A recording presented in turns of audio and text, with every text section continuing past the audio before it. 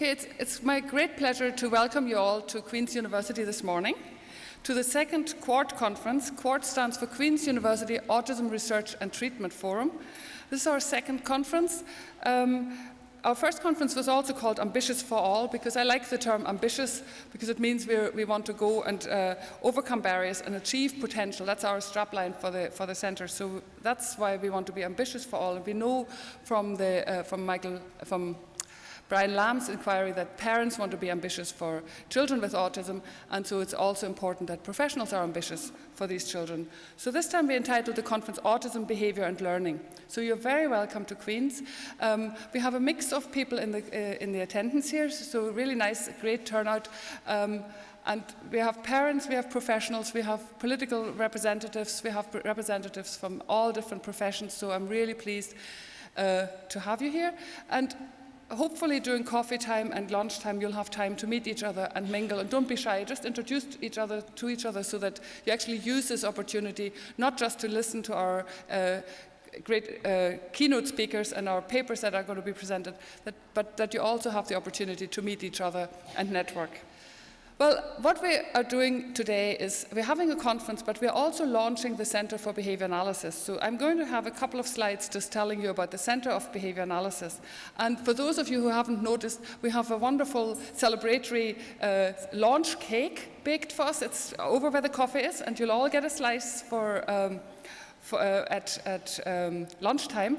And this was baked by Katrina O'Brien, who is a daughter of a friend of mine who's just set up a little cake baking business, and so I was really pleased, and I think she's done a wonderful job. So please have a look at that, and that's our celebratory cake.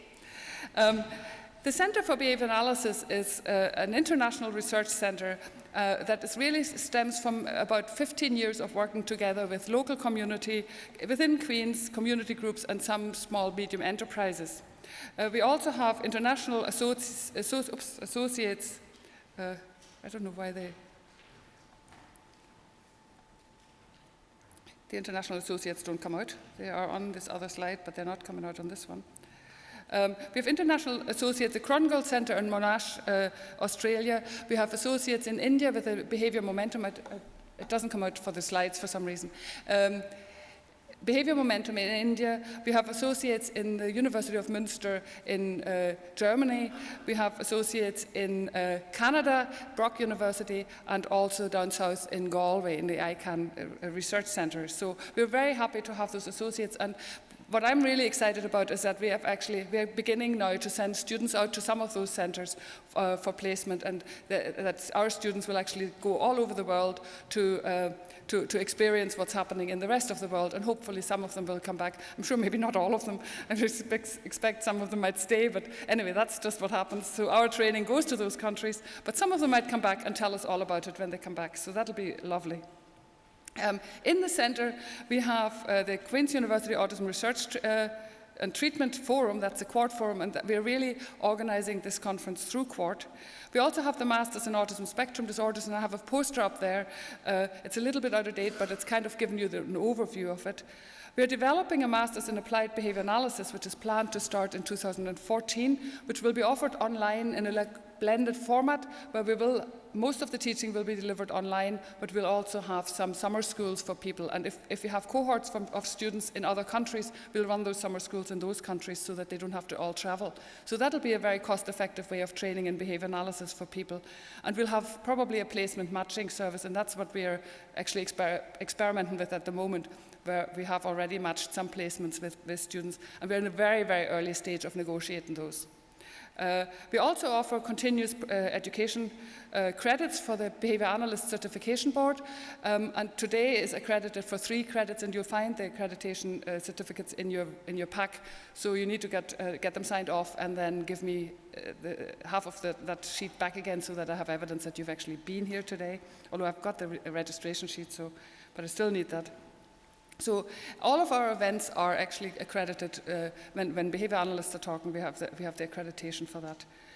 In this centre, the research, because the autism area is one of the areas that we're dealing with in the centre, but we have a whole range of other areas that we're interested in, and we're planning to expand on those now. So it's basically research in education and special education. And you have a list of of all the kinds of areas of interest. But we are also happy to expand that list of interests, especially around education, academic achievement, classroom management, parent training, behaviour management, special ed and inclusion, trauma and loss, staff training, all of those kind of areas. Verbal behaviour, we've just recently appointed a specialist in verbal behaviour analysis, so we're very happy with that, and you'll hear from Katrina this afternoon. Peers, wider kinships and siblings, and also technology and augmentative communication. We have recently secured a full-time PhD studentship on technology and augmentative communication, so we're very happy. Lisa Ruddy is here as well if anybody wants to talk to her. She's our PhD student in that area. So that's really what I wanted to say about the Centre for Behaviour Analysis. This is officially launched. You're my witnesses, and you can have a piece of cake to celebrate. Thank you.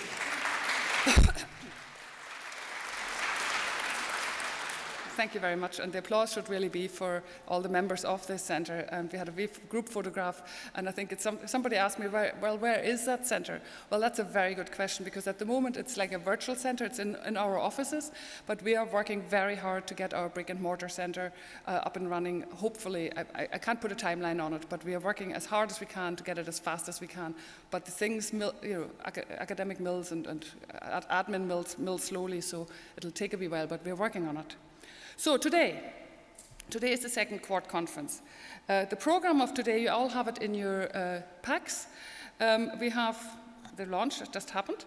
Then in a minute, I will introduce you to Dr. Carl Hughes.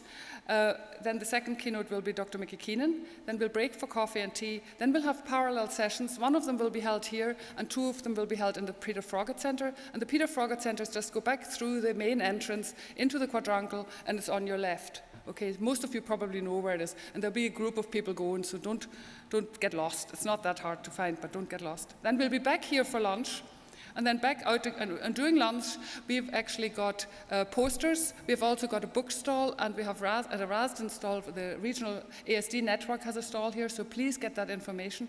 And also, I'm delighted to say we have an art exhibition at the back of the hall from a student, Queen's student, who has done a project with the Cedar Foundation and allowed people with very severe disabilities who can't communicate any other way.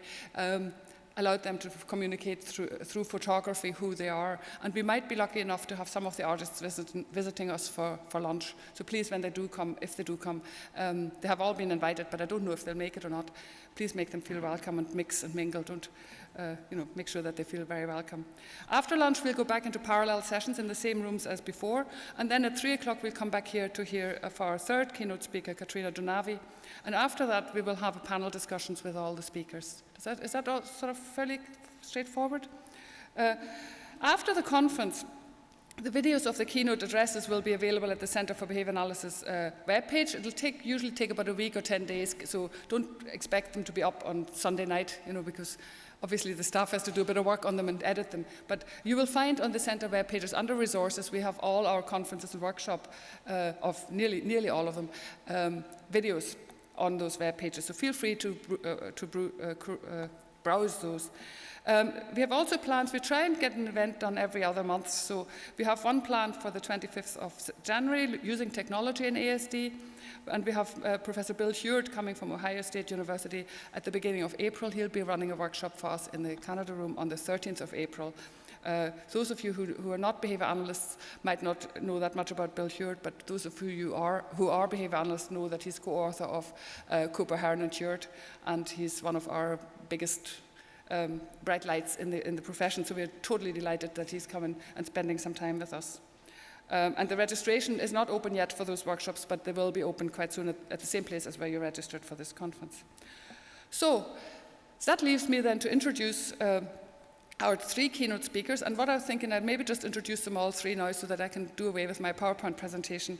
The first keynote speaker is going to be Dr. Carl Hughes. He's a senior behaviour analyst at Bangor University in Wales.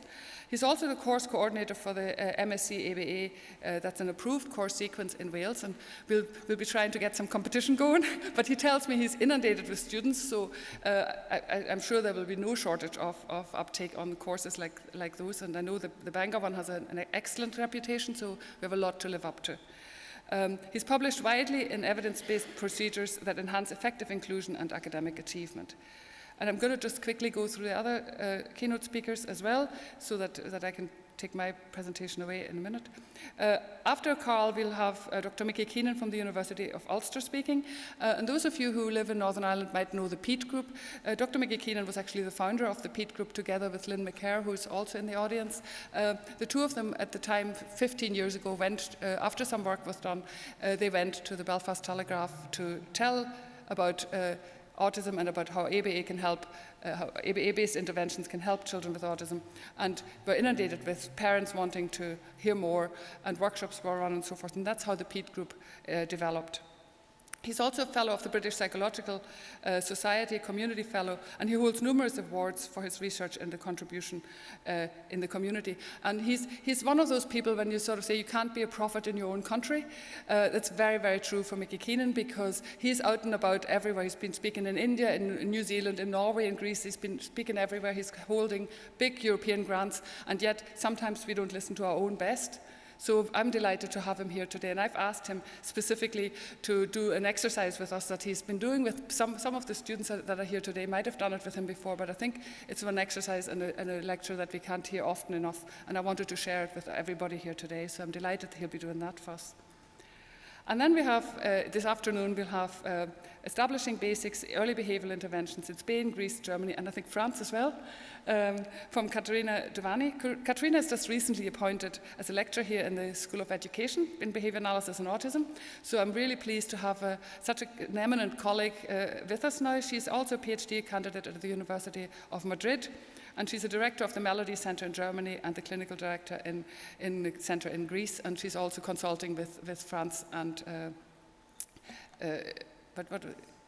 France and Spain in the centers, yeah. So I'm really happy. She will be telling us what's best practice internationally and how we in Northern Ireland can maybe catch up with what's happening and what has happened in the rest of Europe.